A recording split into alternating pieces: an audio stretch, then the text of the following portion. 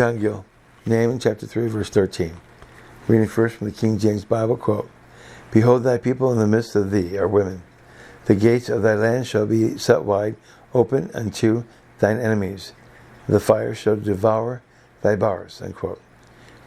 John Gill, quote, "Behold, thy people in the midst of thee are women," or like women, weak and feeble, fearful and timorous, frightened at the first approach of the enemy, run away and run up and down in the utmost consternation and distresses, having neither skill nor courage to oppose them. Some regard may be had to the effeminacy of their king. Say Nahum 2, verse 7.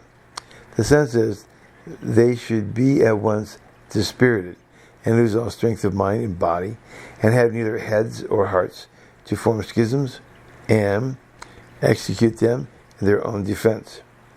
And thus should they be, even in the midst of the city, upon their own ground, where, anywhere, it might be thought they would exert themselves and play the man, since their all lie at stake.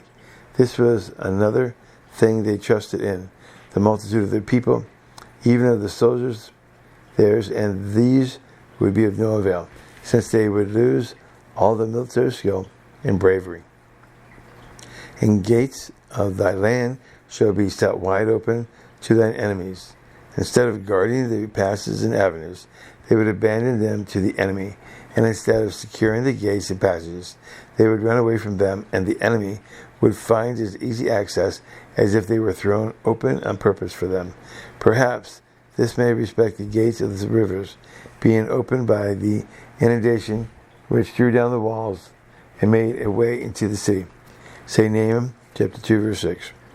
The fire shall devour thy bars, with which their gates had been shut, but now opened, and in the enemy's hands, who would set fire to them, that the way to go in and out might be open and free. Unquote. Scripture quote, "Behold, thy people in the midst of thee are women. The gates of thy land shall be set wide open unto thy enemies. The fire shall devour thy bars." Unquote. End of Nahum chapter 3, verse 13.